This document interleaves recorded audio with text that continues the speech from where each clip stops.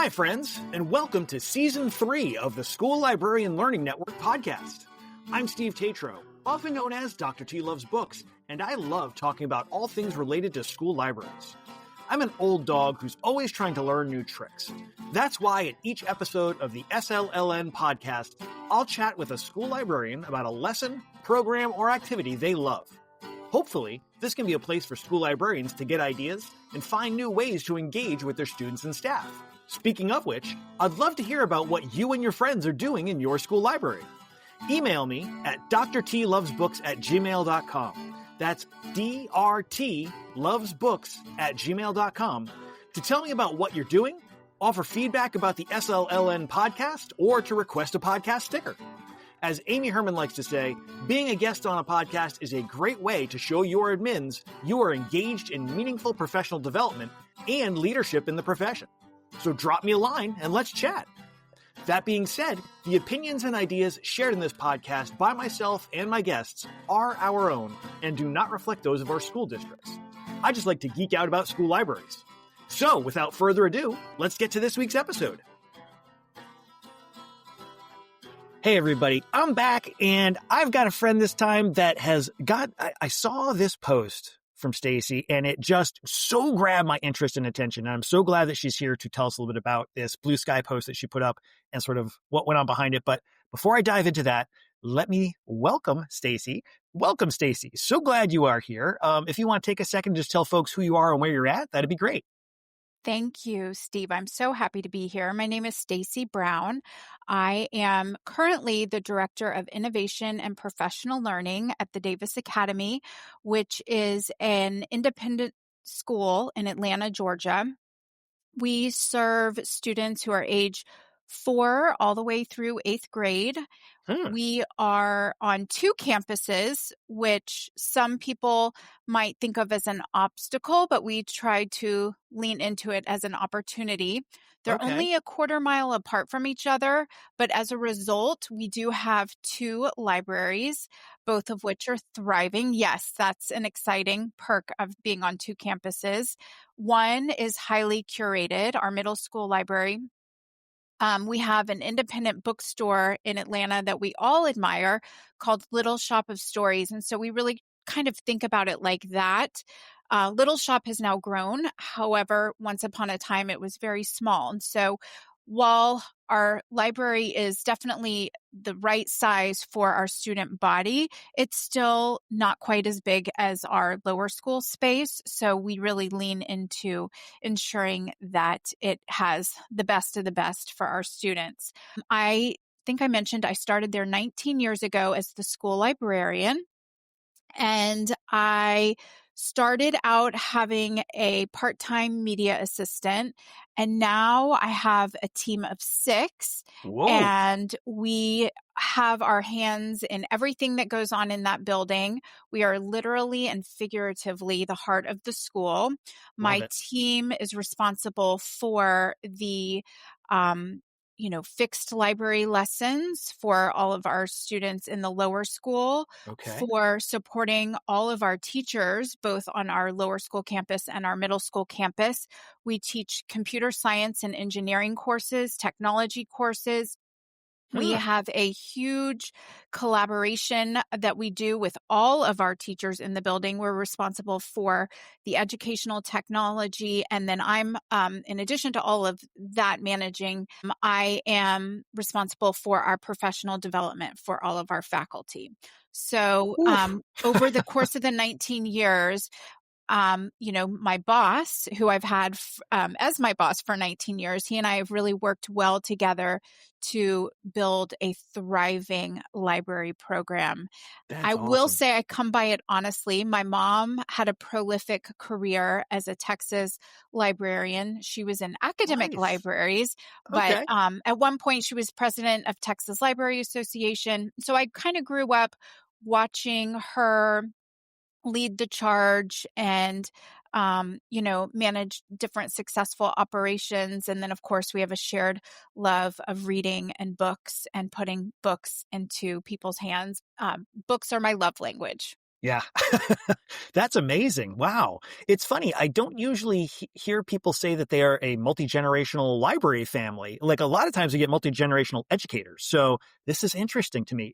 Was library like your first thought when you were thinking careers? No. So it's interesting. I think of myself as a true combination of both of my parents. I was an English major at the University of Texas at Austin. Okay. Every person in my family pretty much went to University of Texas in Austin.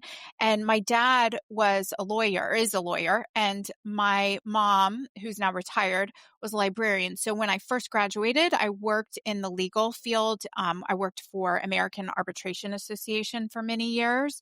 Hmm. And while I was there, I decided to get my master's in library science from Florida State while I was working. So I really kind of took what I learned in the legal arena and a lot of the language that they use and the letters I learned to write Hmm. through the roles that I had at American Arbitration Association, applied some of those to leadership skills in libraries. Was when you were going into library, was it school library from the start? Like, is that where you wanted No. to go? Because I would So figure you'd be thinking law library. So that's a great question. When I was completing my degree in library science, I went on a series of informational interviews and I interviewed a variety of different academic librarians, school librarians, public librarians, and special librarians. And I ultimately first I went into academic librarianship. I worked at a small college in downtown Atlanta. And interestingly, when I was hired, even though it was my first job, I was hired as their head librarian, which I loved. It Hmm. was a really interesting role. But a few years into the role, I started to create my own family. And because it is really, in a weird way, a 24/7 setup when you have a small library that you're responsible for and it's open all the time, 7 days a week, Hmm. it wasn't so family friendly, and I really did have quite the commute. So there was a role that came open at the Davis Academy, which was not too far from my house. And so I decided to apply for it. And that's where I've been for the last 19 years. So, given that I was starting a family at the time, it seemed like a natural fit to work in a school library. And then ultimately, this certainly wasn't the intent initially, but ultimately, my children ended up going to school there as well. So Oh, wow. they're both graduates of the Davis Academy, which we're very proud of. Excellent. Wow. That's a really interesting path that you took to get into school librarianship. That's a very, I love the fact that they had you do interviews with different kinds of librarians. That's not something I've heard of before. Well, it's funny. That actually wasn't something the school told me to do. That was something my mom, the librarian, told me to do. Oh, Yes. And so I took her advice. I thought it was great advice. And yeah. it was a great way for me to hone in on what I might want to focus on in the field and get, a feel for the different environments because I was meeting them in their spaces. And I learned a lot through that process. And I recommend anyone doing that that's exploring really any profession, quite honestly. Yeah. Oh man, that's so brilliant. I mean, it's very simple and it's most brilliant ideas are always the most simple, straightforward ideas, but like not something I would have considered before. Huh.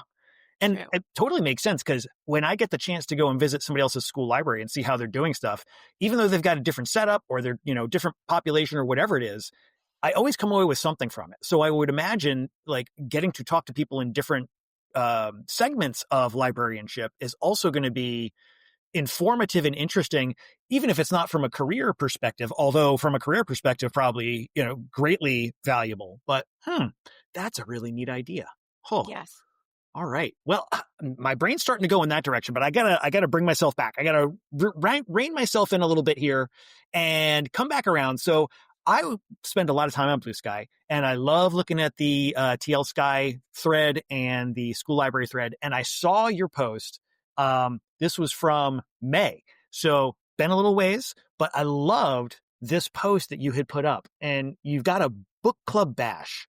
And there is so much joy leaping out of these pictures with this. And so I definitely want to get into some of the details of how this goes. But before we get to the details, let's take just a half a step back, and maybe you can tell me, where did this idea originally come from? Like, what was the genesis of this? Oh, yes. This is my favorite thing to talk about. Awesome. So when I started at the Davis Academy 19 years ago, it was a very, tight, cohesive community, and I knew nobody. Mm. And what I inherited from the librarian who was in that role before me was a very strong army of parent volunteers who would come in throughout the day and shelve the books. Now, the world was very different then, and we had a lot more parents where one was staying at home while another was working. And so we had so many parents that really wanted to spend whatever time they could in the building. And so they would come, and we had a schedule, and they would come in and shelve books. And naturally, I would eavesdrop on their conversations and overhear all of the things that they were talking about. And there was a common theme among the parents that their children did not read enough for fun. And I hate to say it, but I especially heard that among the boy moms, quite honestly. Yeah. So I got the idea that it would be fun to launch a 5th grade boys book club, because at the time I was only working in the lower school library.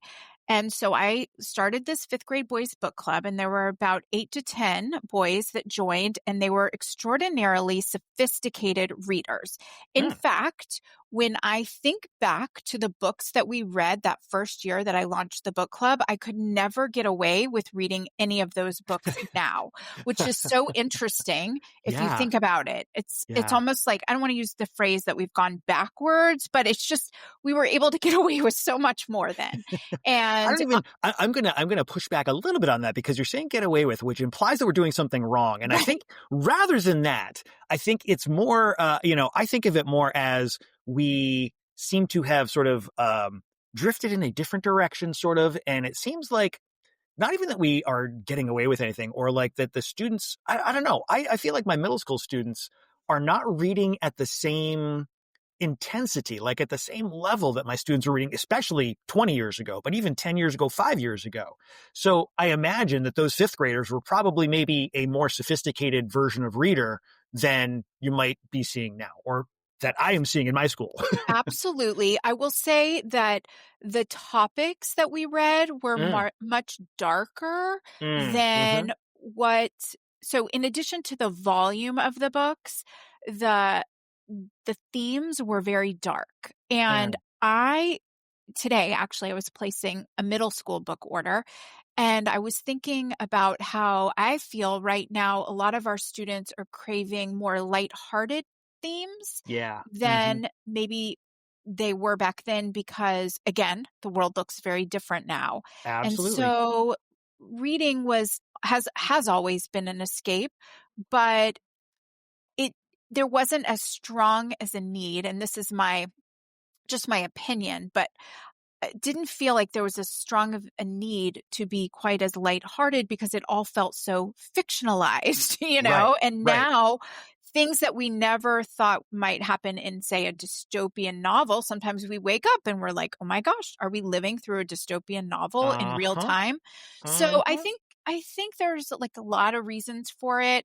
But we had this group of very sophisticated readers at the time. I only had one parent ask that their child sit out one time throughout the whole book club for the fact that we were reading Ender's Game.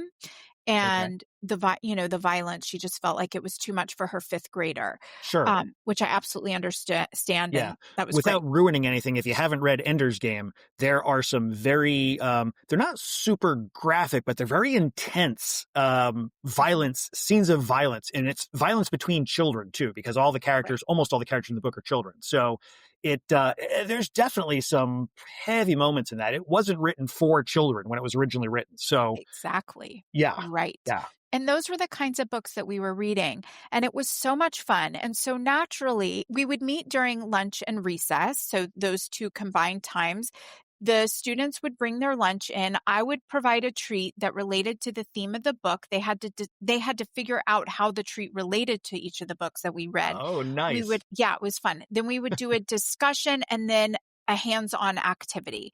So what happened is the girls in 5th grade were like, why don't we get to have a book club? So Absolutely. then from that, we had a girls book club that was born. And of course, if I were launching book clubs today, that is not how I would do it. I would not separate them out by gender, but this was back then.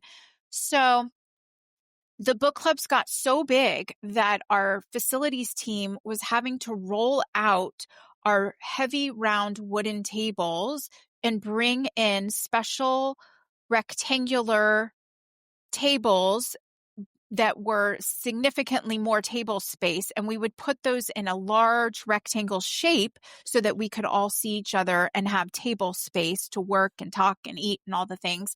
And then, of course, the 4th graders were upset that why don't they have a book club? So then I had a 4th grade girls and a 4th grade boys book club. And then we dabbled in it a little bit with the 3rd graders and the 2nd graders. But really the sweet spot is upper elementary. 3rd graders, they're still learning to read in a way where they're all at such varying levels and ages, of maturity. Yeah. And so we decided that ultimately, after having experimented with that I would just keep the 4th grade and up book clubs so that our students had something to look forward to, because instructionally, they're still doing reading groups in their classroom. So they have some exposure as to what it's like to read socially in their small reading groups, not to be mistaken for book clubs, because those are two very different things. Absolutely. But we really make sure to emphasize the fun when we are, promoting our book club. So from there, that's what happened with our students. And then I decided, after hearing continuously beyond the reading, all the trials and tribulations of parenting, I only had an infant at the time. I was like, you know what? I might as well launch a parent book club. So then a parent book club was born. Yes. And we would meet in the dining hall so that we had total privacy and we could talk about things without worrying about the kids coming in and out of the library, because I certainly didn't want to close that space off to them. And then we ended up, of course, having a faculty book club for professional development, which is now part of my job today. So we're a book club culture. And I love it. Wow. Yes. And so it really does define, part of our community that we love to read. We're lifelong learners.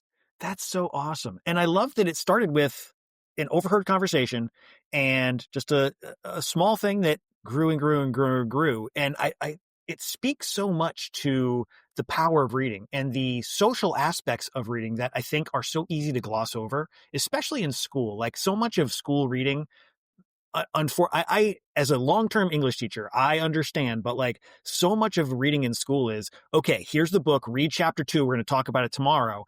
And it's so individual. Like, it's just broken into these little small sections, and we're, not necessarily getting to enjoy the reading that we're doing in school. And so I love that you are bringing that reading joy back and making it community, and that it grew and that it became a thing that the girls, then the 4th graders, and then like the parents, that's so awesome. It speaks to what a powerful social experience reading together can be. Oh boy, that's awesome. Absolutely. Yes. So what you saw on Blue Sky was actually our final book club of the year. It was at the very end of May, I believe.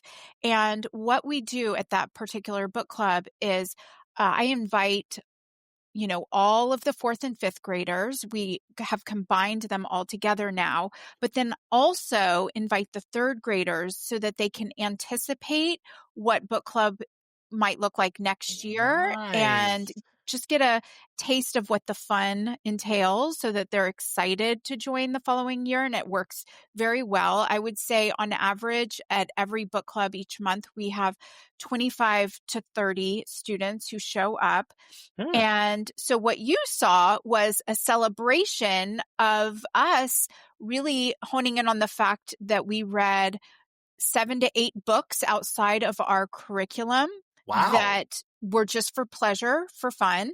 And I add that little label onto that end of the year book club. And then I always serve cake at the final book club event of the year. Gotta love cake. Yes, we do provide something else for our allergy students, and I can tell you about that in a second, what those logistics look like. But it also end up sharing books that we might be interested in reading over the summer. Since we're not voting on a pick for the next book club, because it's the end of the year, we share books we've enjoyed just to get kids excited about keeping the reading momentum going over the summer months. What a great way to kind of lead into that. And like getting those peer recommendations are always so powerful. So leading them right into and since you're going to be doing summer reading, here are some things you might want to think about. Oh boy, love it. Yes, absolutely. Yes. And so for that particular book club that you saw, we had read and had invited the third graders to read. And it's always a little tricky for that final book club book of the year because we are voting, but we tried to make sure that we are voting on books that are age appropriate also for third graders. Gotcha. So at the end of each book club, I present typically about 4 books to choose from across different genres. And then I open the floor for recommendations. So we incorporate those into our voting process as well. So anyway, So the book that won was Ban That Book by Alan Gratz. And our activity was for the students to make their own book nook of banned books out of maker supplies. And honestly, because it was the end of the year, I used materials and supplies that we had left over from previous activities throughout, it makes it so much more fun when they're not all given the same amount of materials, the same types of materials, because it forces them to be creative and original. So I had some very small Amazon some boxes left over that I'd ordered on Amazon to make this weather vane previously with a group of third graders. And so we took those boxes and upcycled them, and they cut them up, and they used them as their frame for their book nook. Some people just use cardstock, and they crafted their own cozy book nook, because in the book, the main character, who is fighting against censorship, she kind of turns her locker into a safe space for books that are being challenged. And so in that same vein, where do we go to keep our, prized books to where they can also be accessed by other people who may want to read them? So we talked about banned books and books that have been banned, and they selected books of their choosing that are precious to them, and they decorated their book nook with them. And then sometimes I'll try to add an element of technology into our activities. So all of those kids throughout our curriculum have learned how to build their own circuits, typically with a switch. But for the sake of time and just simplicity, they built a circuit which allowed for them to have a light to incorporate into their book nook. We did not use the switch building because that would have added an additional layer of complexity. And this is really meant to be fun and get them into the flow, but not to the point where it's like frustration. Right. Because we do have a finite amount of time, and we have to honor those logistics so that our teachers don't get upset with us when they're, if they're late for class. But it's a lot of fun, and they're very proud of them. And then they get a take-home object to remind them of the fun that they had in book club. So that's awesome. Yeah, it really is. And for those who haven't seen the pictures, I just there's some awesome pictures of the kids making these book nooks, and they're like almost like little mini dioramas. And they're there's one picture here that is just a gorgeous picture of this little diorama that the kid has made, the book nook with the light and the titles of the books, and it just looks so comfy. Like she built almost like a little window seat to sit and relax in this little diorama. It's so awesome. Absolutely. And honestly, I have so many activities like that are different that we have done every month in our lower and middle school book clubs. Up until I guess a year ago, I was documenting everything on my Twitter feed.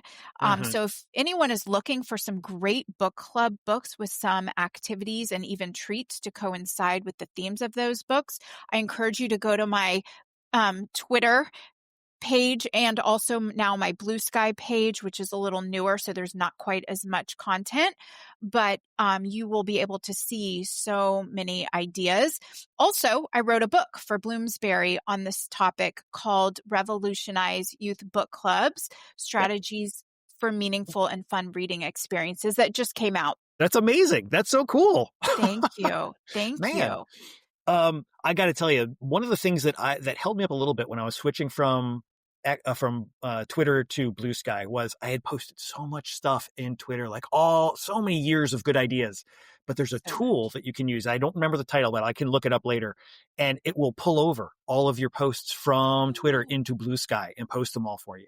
Okay. So if anybody's thinking about maybe making the switch and you don't want to leave all your good stuff behind, something to think about. Okay, I have my Twitter feed archived, but I haven't moved it over. So you're inspiring me to do that. Maybe worth thinking about. Something to ponder. I'm kind of curious about you said when they're making their book nooks, they're picking the titles, the banned book titles that they think they want to incorporate. And I'm just kind of curious, where did they come up with those titles? Like, what was the mechanism that you kind of helped them dig into book ban titles? Yeah, so really very conversational. As I mentioned, we have a discussion, we call it Chat and Chew, where they're dining on the treat and we're having conversation about the books that we read. And in this particular book club, we launched into what banned books are, that there's actually a designated week, which when they rise into middle school, we spend a lot of time talking about banned books week, and we do activities surrounding banned books week. So this is really just an introduction to that for them. But we talk about some of the books that are banned, some of them that might surprise them. But also, this is fun. There's no rules. So I also tell the students, if you have a book that is, a tried and true treasure to you that you would not ever want to see taken off the shelves because you would hate for it not to be in the hands of some other reader, then feel free to put that in your book nook for sure, because it's a safe place where you can keep books, whether they've already been banned or not, and you can access them and feel like they are there for you to pick up when you need them. That's awesome. Man. And I mean, there are so many possibilities for titles that for all grade levels that you could definitely kind of, you probably wouldn't realize that this would be, do you just because I'm curious, in that conversation, did it come up about the reasons why certain books were banned, or was it more just titles? Well, yes, it did, because that is what the book was about. So it was a natural conversation to have. And there was, in the book, there's a parent who is challenging books. And, we had that conversation that a lot of times when a parent challenges a book, they've actually never read the book. That's not always the case, but oftentimes it is. And we talked about where some of those feelings come from. Like, why would you need to challenge a book that you've never even read? And how a lot of times it comes from a place of fear and the unknown and anxiety. And so we had pretty intellectual conversations filled with depth for upper elementary students. And then, of course, understanding that it's a delicate topic. I feel like they're at the place where they're so objective enough when they're learning something new that they can kind of form their own opinions. And so it really made for a very engaging conversation. Love that. I mean, and I've only ever been middle school or high school. I was high school a little bit, mostly middle school. And when I have worked with a couple of times kids that are at the lower grade levels, I always sort of feel like, oh boy, you're not quite formed yet. You're not quite all the way there. And I love that your students are there and having those kind of conversations and able to process yes, there's an issue that is a bigger issue than just what's in this book, and having those conversations about why these things come up. That's outstanding. That's a real testament to your students. Yes, it is. And I think, our students have certainly, everyone at some point faces some form of adversity. And I think they're was probably some empathy built into with the individuals who are challenging the books, if you think about the why behind people's actions, Hmm. and focus on that as much as the act of which is happening, I think that students become thoughtful and empathetic humans that can Hmm. kind of peel back the layers of why humans do some of the things that they do and carry that knowledge with them as Yeah, they move through the world. So I think, you know, really and truly, there's nothing more valuable than an opportunity to come together and read and discuss socially um, the issues that we see in the world while also bonding together, even when our opinions are different. And, we may bring different things to the table. I think that's the beauty of a book club. absolutely. Well, I know we're talking about book bans specifically because of this individual book club, but this is something that you have conversations about these different topics no matter what the book is. So I can see this being a very open and wide ranging and incredibly useful conversation for the students to be getting sort of, seeing other people's opinions, both in the book and from their peers too. I imagine that there's not always complete agreement among the peers about what are we saying about this topic. So great And social opportunity. And that is true. In fact, you're reminding me of one student who really held different viewpoints than, say, another student at their same table. Hmm. And I could tell that the conversations in their home may be very different than the conversations in someone else's home. And Hmm. yet it was such an opportunity for people to be respectful in the same Hmm. space and share their different viewpoints. So, yeah, it was a really interesting conversation.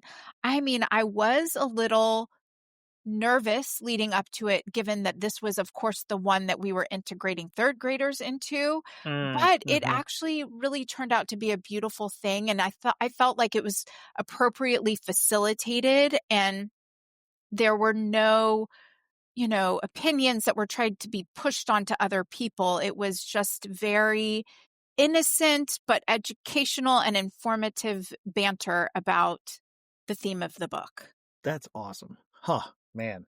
I want to dive back for a second. You had said you usually get around 25 to 30 students who come to each, it's a monthly book club, right? Yes, Yeah. correct. I'm just curious, what is the population at your school? Like how many students are there generally in, well, I guess fourth and fifth grade since it's a combined. So we are a smaller school. We have about 520 students in age 4 through 8th grade. We Okay. are running out of space. We are growing astronomically, but we have, I mean, anywhere from around 70 to 80 kids total in 4th and 5th grade. Okay. So So this is we're a significant portion of your student population that's volunteering, that's choosing to come to book club. correct, because it's Whew. fun. It's Oh fun. yeah. So when they show up, I make sure to read the room. I allow people to show up for book club in the way that they need to show up. I do not call on anybody when I ask a discussion question. If they want to participate, they absolutely can. If they want to sit there quietly and observe, they absolutely can. They are able to show up in the way that they need to show up for book club. There is no pressure. Same thing for attendance. We vote at the end of each book club. So if for any given reason someone decides they don't want to register for the next one, that is absolutely fine. No one will ever say anything to them about it, just like adults who cycle in and out of their book clubs based on Mm. what is happening in their world. Maybe Mm-hmm. a child has too much extra reading that month, or homework, or travel, or a family event, or something that makes them feel like they can't show up. Mm-hmm. That is, or they don't like the book. Maybe they don't like the Sure. book that was chosen and they really just don't want to read it. It can Yeah. be any number of reasons. So we make it clear that there's no pressure to show up, but consistently every month we still get that same number of kids. And I think they appreciate the laid back approach that this is not school. We're not going to quiz Right. you.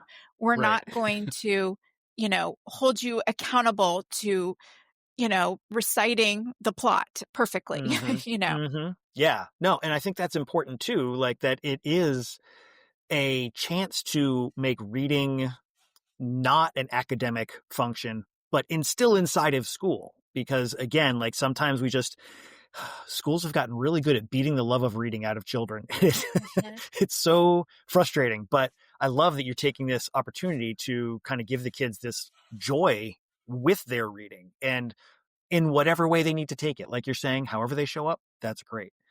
I'm kind of curious about sort of the specifics of, I would imagine at the beginning of the year, there's probably some advertising to sort of let the kids know that this is going to be going on. And then how do they sort of sign up to, I'm getting ahead of myself. So let me ask the first question, which is how do you sort of get the kids to know about the book clubs?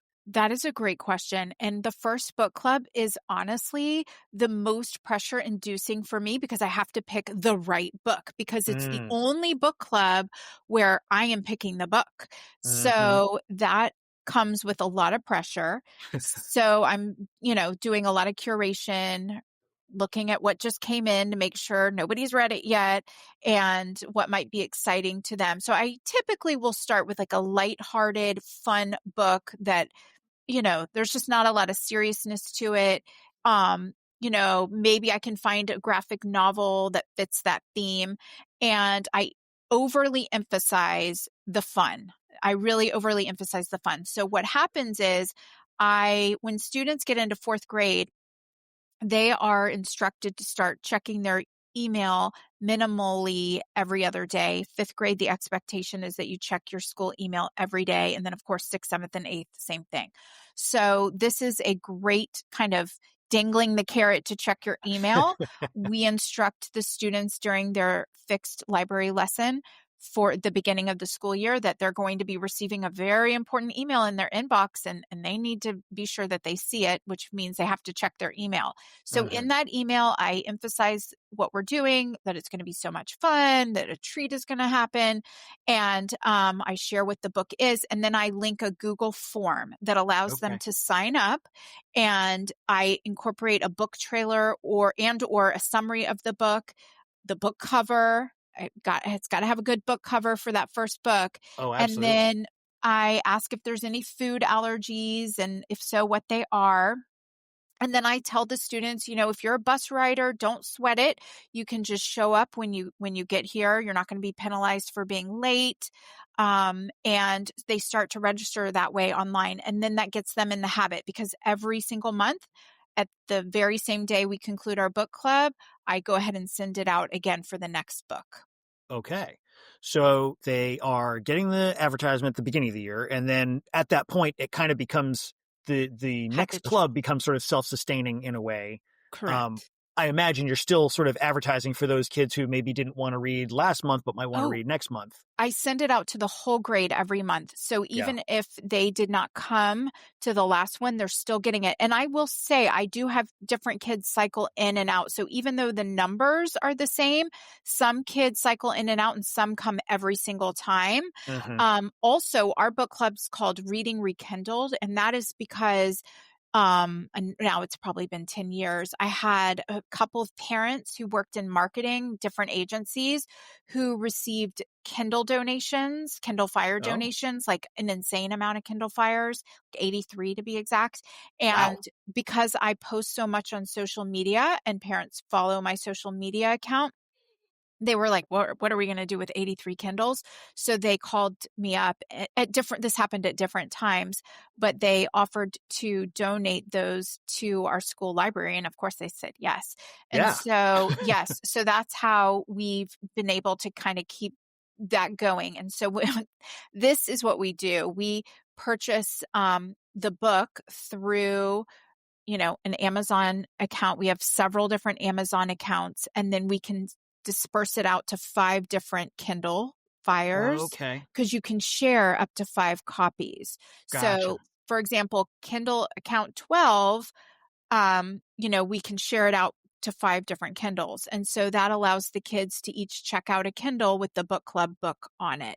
And that's Gotcha. special because, you know, a lot of kids don't have a Kindle at home. So they're Mm-hmm. excited to be able to check one out from the school. And that's just a privilege for kids who decide they want to join in on the book club. So Mm-hmm.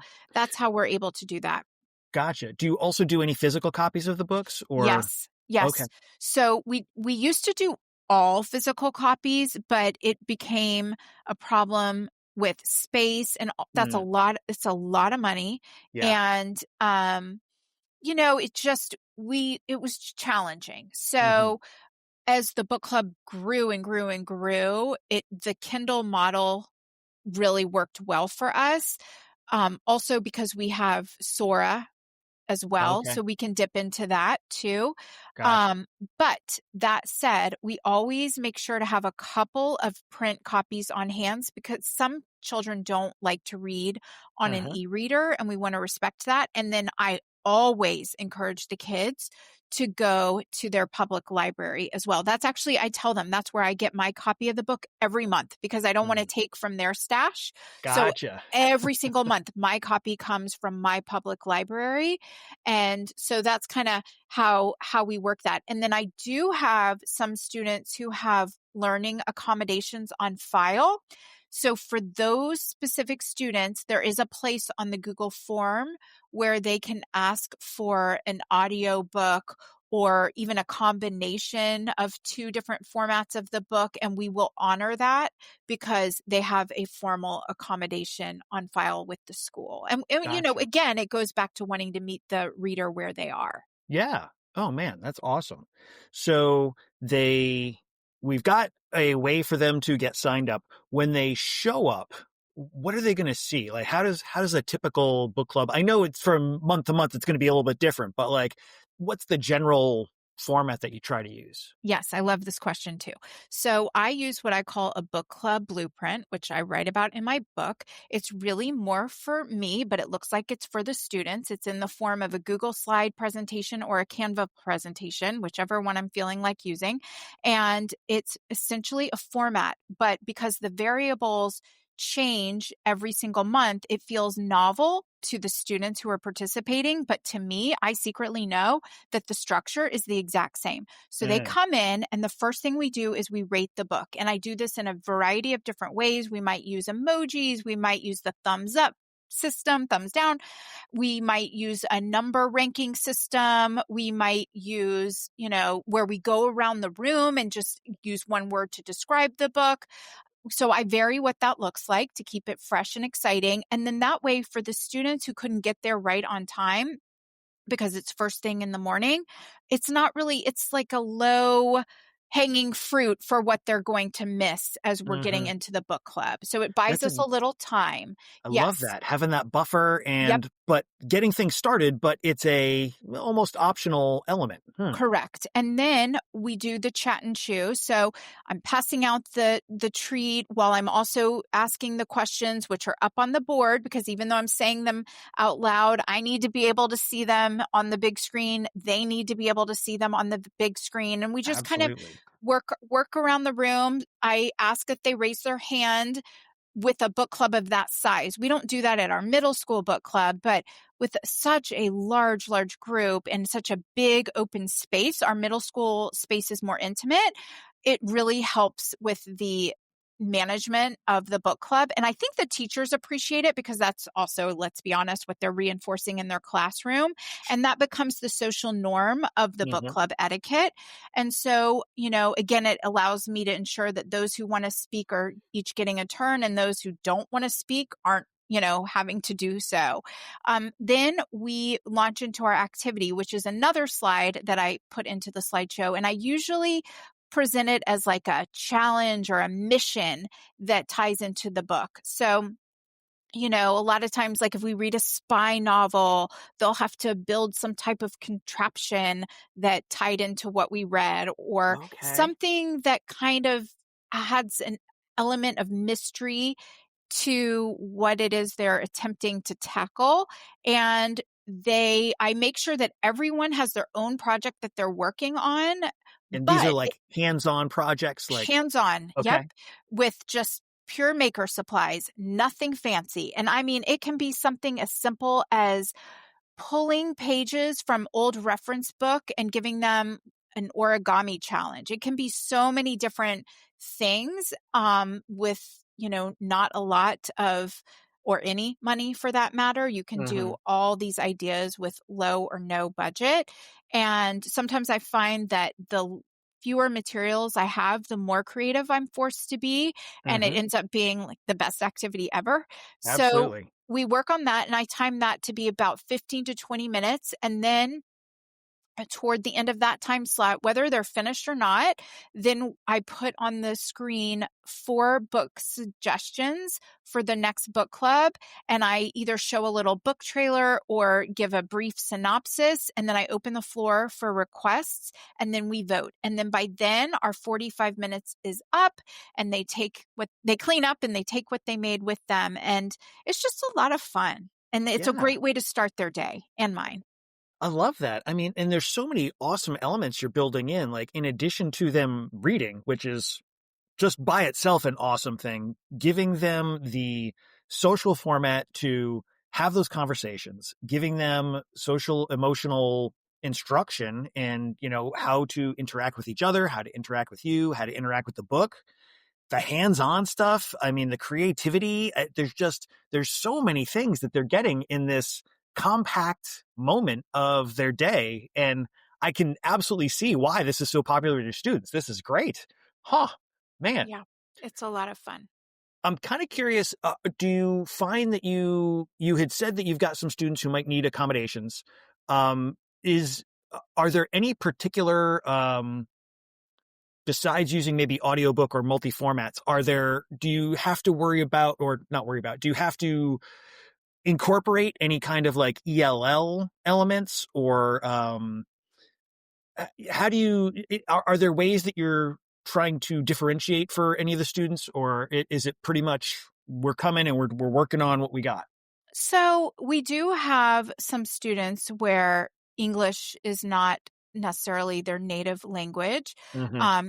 We have a decent amount of students from Israel, or we have some students who are from Eastern Europe and they may speak Russian in the home.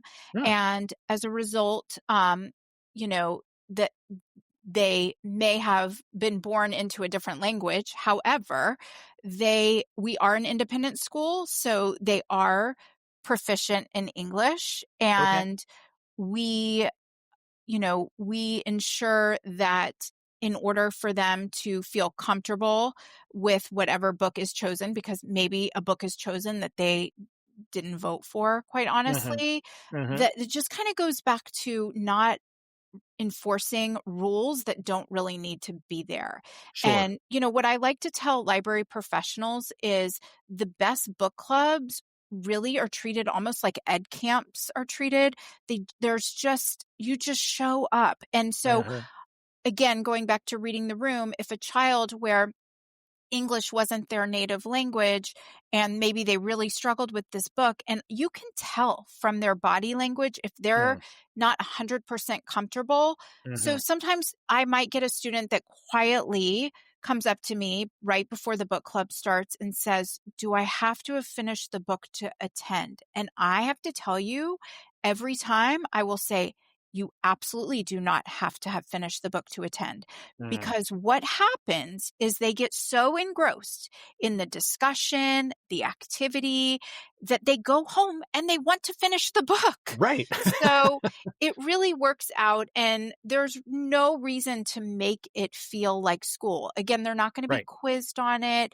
Mm-hmm. And so we work with the families to try to provide the formats that they feel might be most helpful. That might mean a parent is reading it with them at night, Mm-hmm. or they're co-reading it with a friend, whatever that needs to be. But because there's no real rules for the book club, we have not to this date had any problems that we've discovered where the kids don't feel like their needs are being met. Gotcha.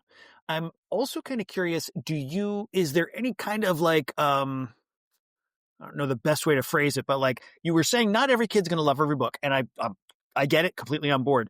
Do you kind of like give them a little nudge to be like, well, if you want to try something a little bit, it may not be something you think you're going to like, but maybe give it a shot anyway? Like, is there a little bit of this might be okay? Yeah. So at the first book club, we talk about the fact is being in a book club sort of pushes us to read books we might not have otherwise picked up ourselves. It exposes us to books that we really might not have realized that we liked or reinforce that we don't like. And I used to not tell students this, but now I'm not so secretive about it. And I'm about to reveal to you my big secret. But I really struggle with dystopian novels. They Okay. take me to a very dark place, and I don't like how they make me feel. But I tell my students when a dystopian novel is selected, I absolutely read it. And then when I come to the book club, I'm so grateful that I have this group that I can discuss that book with. So we've read countless dystopian novels in our middle school because those are the ones that students love to read. Yeah. So of course, as the facilitator, I have to read that, but I really am very honest about it now. And just, if you try a dystopian, for example, and you don't like it, then maybe you say, okay, well, I'm going to wait until there's a realistic fiction novel that comes up. And that's okay. So I do encourage them to expand their horizons a little bit, but I don't force it on them. They can think about it. Yeah, no, that's great. And I think it's important too to model for them that, we're not going to like every book that we read, and that's okay. Like just because I'm the librarian doesn't mean I'm going to read and love every single book that exists. And it's okay. Like I'm going to try stuff. If it doesn't work, that's okay. We move on to another book because there's plenty of great books out there.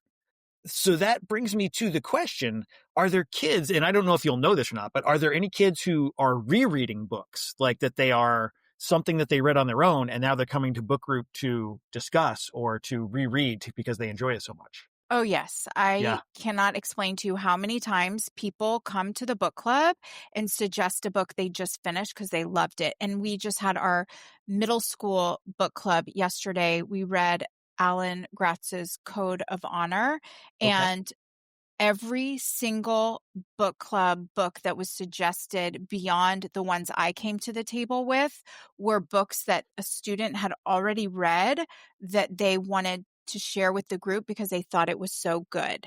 So that's awesome. That happens honestly every single time.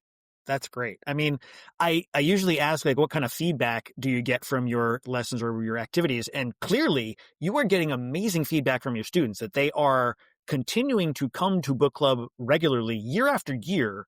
I imagine you probably see a lot of these faces kind of appear from 4th to 5th to 6th to 7th. Like, this is probably something that they stick with. Yes, so absolutely. It is true. I will say it is harder to have as strong of a middle school book club. Part of it is because of the way our school is structured. Our students are held to such a tight academic schedule when they get into middle school. So they really don't have any downtime at all. So I have to steal from study hall time.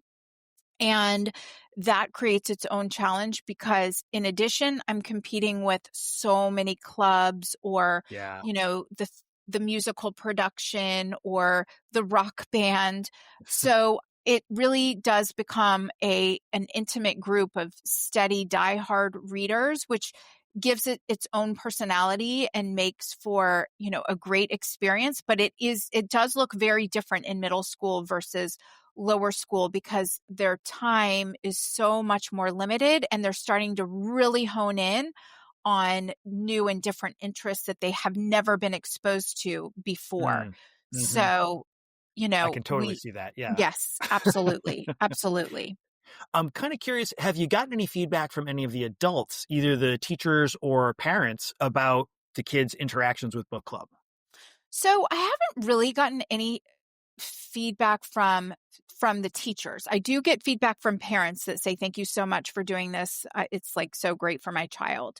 Yeah. Teachers, I find that in order for them. So let me first start by saying that all of our teachers are what I would call master teachers. They are very devoted to their profession, and everyone that works at my school is a diva in their own right. We all feel very passionate about our particular areas in our job. And so for me to be successful with the teachers, I have to honor those boundaries. So what that means is that I have to have a hard stop at 8:15 so that the students are not late to class. I also have to work around their schedule. So Wednesdays are the only day that they don't have something set in the morning between that 7:30 and 8:20 time. So I have to have my book club on a Wednesday in order to not disrupt the academic curriculum and therefore stay on the good side of the teachers. I will say, though, in return, I have asked all of our teachers to not call their reading groups book clubs. And that I've had to really emphasize. We do have some grade levels that initially tried to call them book clubs. And I had to explain why we can't do that because they're two very different things. And one is associated with school and rules, and one is not. And so I don't want to confuse the students and, recreate an identity that is not accurate for the book club. Yeah. So the terminology matters, and I ask them to honor that, which they have done so. So it's just them, respecting me, me respecting them, and it all works in a very perfect harmony. And then every now and then, like if we've read a book that might like coincidentally tie into their curriculum that had a really powerful impact, I might share that with the teacher that teaches that just so that they know like these kids are coming to you and they read this book for fun and it relates to what you're teaching. And you might want to know that they're like really feeling interested in this. Coming in hot. Coming in hot. I love it. That's funny. I had never really thought about the fact that our school, our middle school uses, the English teachers have book clubs, quote unquote, as one of their units. And it's really maybe not a book club. I might need to talk to them. You should. You should, because if you think about it, a book club is something you can carry with you into adulthood. I mean, our book clubs that we are I'm sure you're in a book club. The book clubs I'm in as an adult is not school. It's fun. It's something that I choose to go to, whereas school is not a choice. Everybody has to go to school. It's your mandatory buffet. And so of different subjects throughout the day. And so I really don't want to confuse the two. And my hope is that if we keep the theme and the understanding of what a book club represents common throughout their continuum of education, then when they go out into the world, they will choose on their own to join a book club as an adult. And that just builds more empathy into the world as adults. Absolutely. I've got one more logistics question for you. So they're voting at the end of the book clubs on what they're going to read next time. And you had said you bring them some choices. So you're going in with some constrained choice, but constrained choice with things you've already sort of pre-screened, pre-selected. Yes. So I try to find books that are somewhat new because we have so many different readers that are, some are, I just don't want them to have read it before, if at all possible. Because I know sometimes they come to the book club and they suggest a book they read, and that's one thing, but I don't want to choose a book that everyone has already read, And so when I bring my suggestions, I try for them to be somewhat unique or brand new or, have just come out, or maybe we don't even own it quite yet. And I've had to read all the reviews very deeply about it and watched all the book trailers. And so then, yes, they go on to vote. And then when I send out the Google form for them to register, I announce what the winning choice was. Gotcha. Do any of the suggestions that the students bring, do you try and find room for those someplace, or make one of the sets of selections, here are things that other people have suggested, maybe we try one of these? Or yes. So especially when there's a very close vote. So if someone suggested a book and somebody else suggested another book and they were close, but obviously only one won, then I will bring back that other book for the next month. I will also tell you, last year I had a student who requested that we vote on a book that they really had already read and thought was amazing. And when I Mhm. looked at what it was about, I did not think it was appropriate for elementary school. Mhm. So I told the student, if you participate in our book club next year, because they were going on to middle school, we can definitely bring it back to vote on. Mhm. And we brought it back to vote on at the beginning of the year, and it was voted to be read, and we read it and had a great discussion and activity. So I kept my promise. But, I do have to vet some of the suggestions because they're not Sure. always universally appropriate. Mhm. Um, but yes, we try to, honor requests where we can, but not everyone's book is going to get chosen, and that's okay. That's part of the voting process. Absolutely. So if somebody's going to, I know people are going to want to do this. So if somebody's trying this out for the first time, like what's the one thing that they really might want to keep at the fore of their mind as they're getting ready to dive into this for the first time? Do not put pressure on yourself. You Mm. can launch a book club with nothing. My best example is if you don't have Kindles or all one copy of the same book, do not worry about it. Create a genre book club. Mhm. Maybe everyone reads a fantasy book of their choosing, and you all come together to discuss the different elements and the similarities and the differences. And then students are exposed to a different fantasy book that they themselves didn't get to read. And Mhm. you're just having a lovely conversation around a common genre. You'll find that students will love that because they're also passionate about their chosen book. Yeah. So I would say, don't think you have to have a budget. Don't think that you have to put a lot of prep into this. It's about showing up and creating the space for people to come together. And I'm telling you, I have done things where I've taken weeded books and used that paper to turn it into some creative project. You really don't need a budget. I've gone through where I've sent an email to teachers who has any leftover food or candy in their room that's individually wrapped that I can use. And then my favorite low prep book clubs treat activity is I print off the copier pages of when we read I mentioned a spy novel, pages that look like they're made ready to eat packs, like they might say MRE on them. Okay. And I literally fold the paper in half, staple it on the sides, stuff whatever I've been able to get from around the school. It could be a hodgepodge of things. Maybe it's not all food. Maybe it's just random trinkets. And then I staple the top together, and now they've got their MRE packet, and we talk about what that symbolized in war and how the troops use those, and all of that leads into its own conversation. But I'm Yeah. telling you, the best ideas come from having very little time and very little resources. The kids don't know. So I would say to someone, don't put a lot of pressure on yourself. Just lean Uh, into it with fun. Love that. Love that idea. And I'm going to second, third, and fourth genre book clubs. My favorite book clubs of all time, genre book clubs. But absolutely, if you got the copies, go for it. Also, don't forget that your public library, my public library system has a great system where you can take out, they have book club packs put That's together. right. That's So right. lots of resources out there. Do what works for you, do what works for your students. But like you're saying, just making that space, making that time, giving them the opportunity. That's really the most important element of all of it. Whew.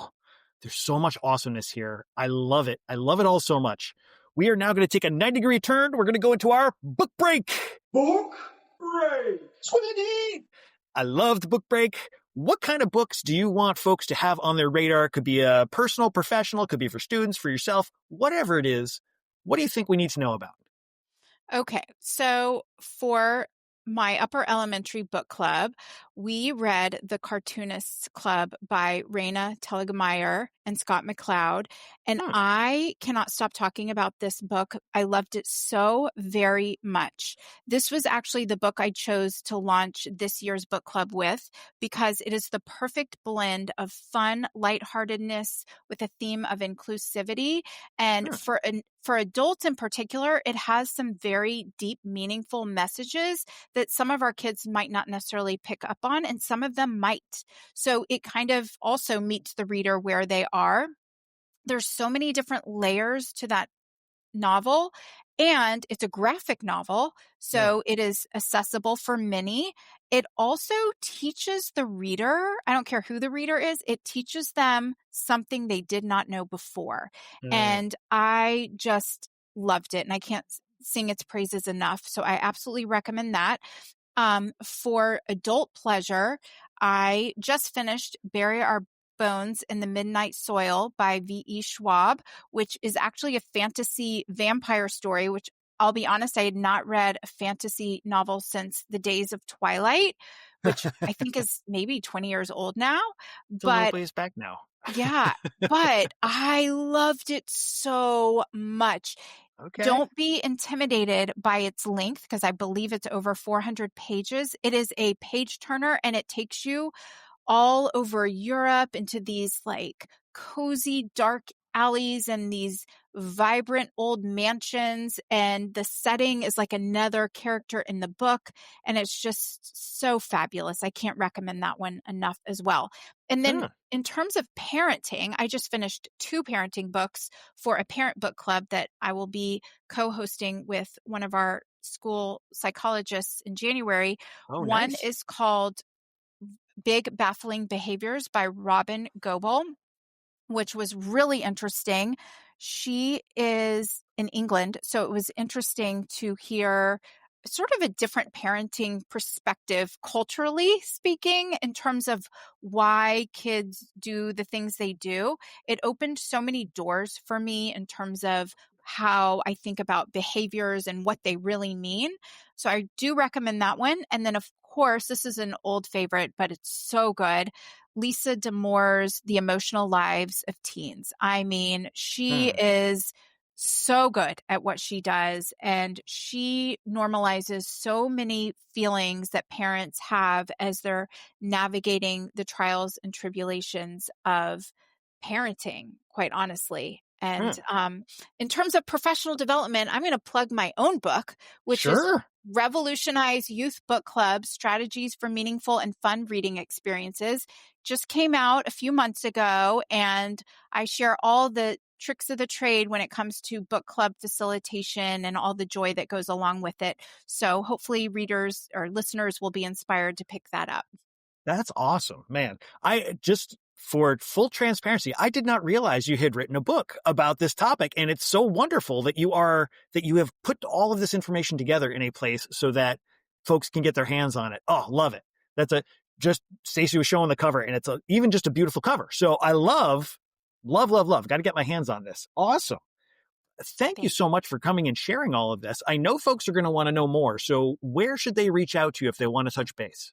Yes. So I'm on Blue Sky at 21st Stacy, and I will move all of my Twitter stuff over to Blue Sky. But in the meantime, you can still find me on Twitter at 21st Stacy if you want to go through 2024 and before that content. And then I'm on Instagram also at 21st Stacy. So you can find me at those places, or you can certainly email me at stacybrownreads@gmail.com. Awesome. We're going to make sure all that's in our show notes, but in case you missed it, but you definitely are going to want to touch base with Stacy, because holy smokes, so much awesomeness going on. Thank you so much for taking the time to come and share. I greatly appreciate it. Thank you so much. Thank you. It was a pleasure. Thanks for joining us for this episode of the SLLN podcast. Be sure to check out the show notes for the episode. They feature links to resources shared by our guest, as well as ways to keep in touch with them, and links to the book break titles. I'd love to hear from you. If you have feedback, a comment, an idea, a question, or something you want to share, you can email drtlovesbooks@gmail.com. That's drtlovesbooks@gmail.com. Know a librarian with something we could learn from? Let us know. Until next time, be good, be safe, and be well.